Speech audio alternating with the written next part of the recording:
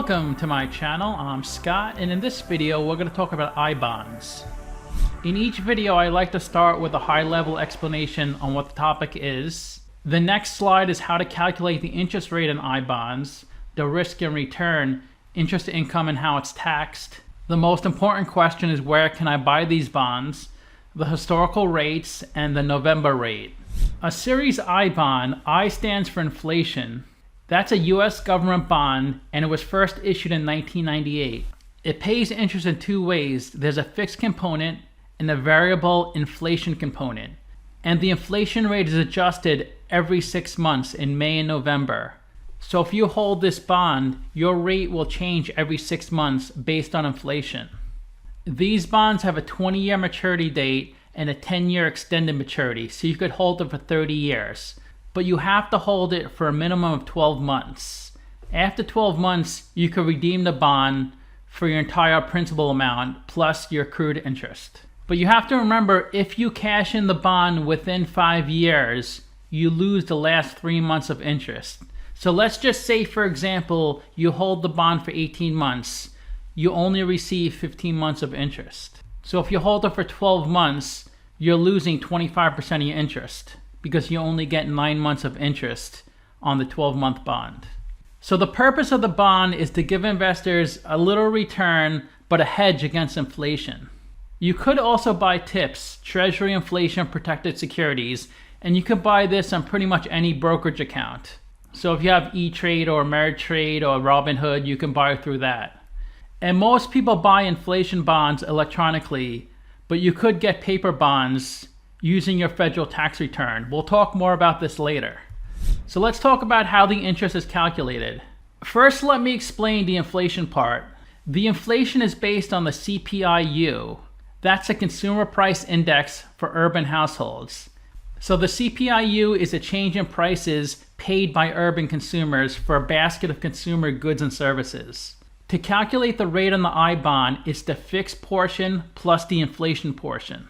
Before I get into the calculation, just know that your interest rate cannot go below 0, even if the calculation is below 0, because it is possible for negative inflation. So let's just say, for example, the inflation part of the interest rate is negative 1.5% and the fixed part is 1%. That means your rate is negative 1/2 of 1%. If this was the case, your rate would be 0, not negative. Because there are countries with negative inflation. Japan, which is a really strong economy, has negative inflation. They've had it for a while. Negative inflation means you have to pay banks to store your money.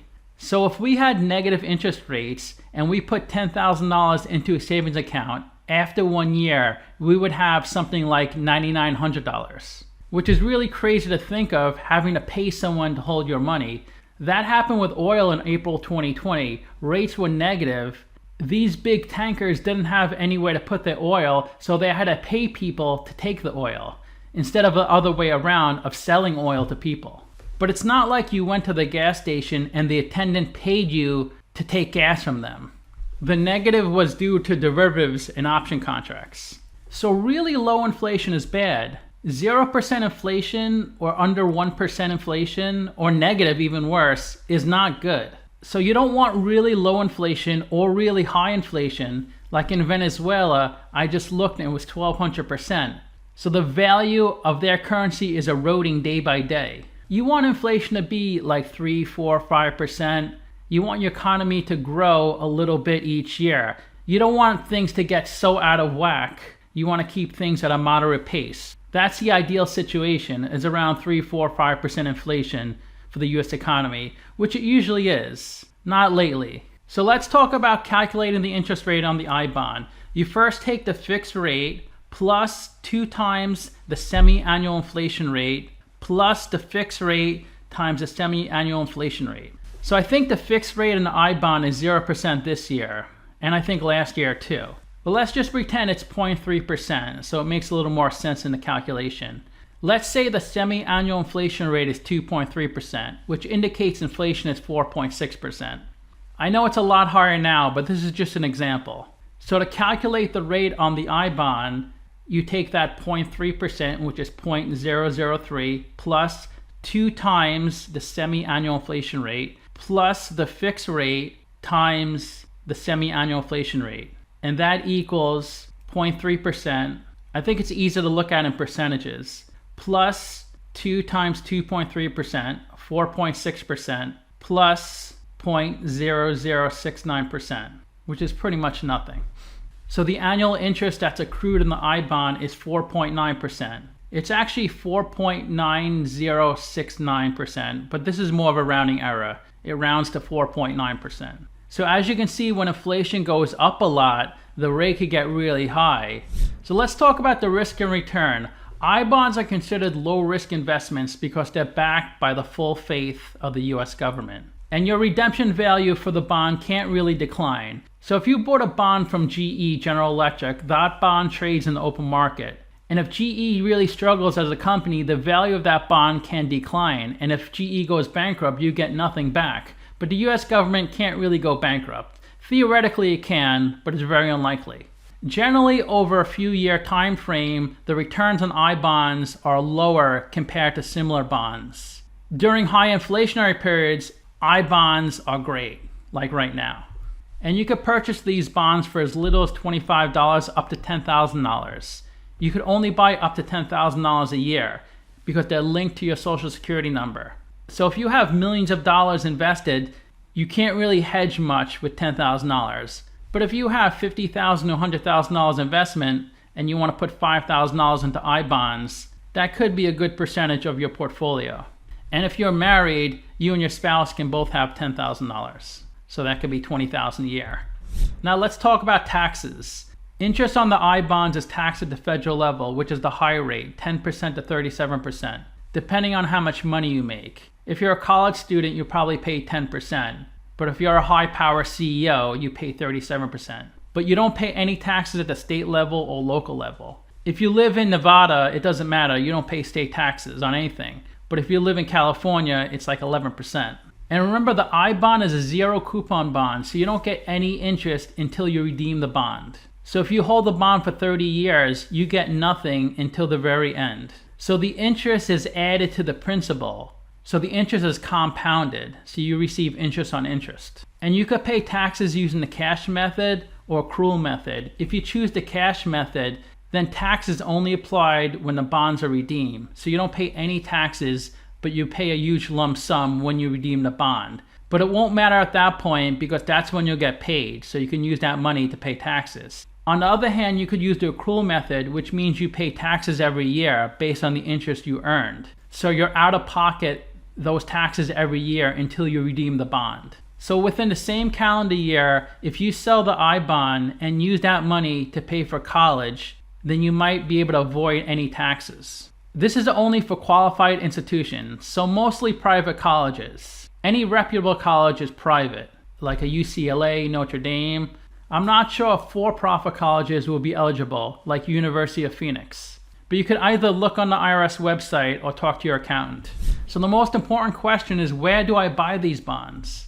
Well, to buy an I bond, just go to this website, treasurydirect.gov/savings-bonds/I-bonds. It's really easy when you go to this website. It's just a few clicks. And don't forget, you can use your federal tax refund to buy I bonds. We pay taxes on a state level and a federal level. And then when we file our taxes on April 15th, we get a refund, or we may pay more.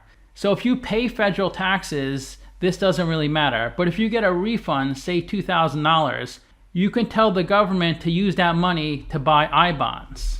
And to use your federal tax refund to buy bonds, you have to fill out Form 8888. And most people spend a few $100s to have their accountant do it, but just do it yourself. It's really easy. Just go to this website, and this is a PDF form of 8888. If you want to learn about the form, go to this website. And people have been using this form for a long time. Say you want your federal tax refund to go to 2 bank accounts. Half goes to your wife, half goes to you. You would use this form to tell the government that. Or you would use this form to tell them to buy bonds.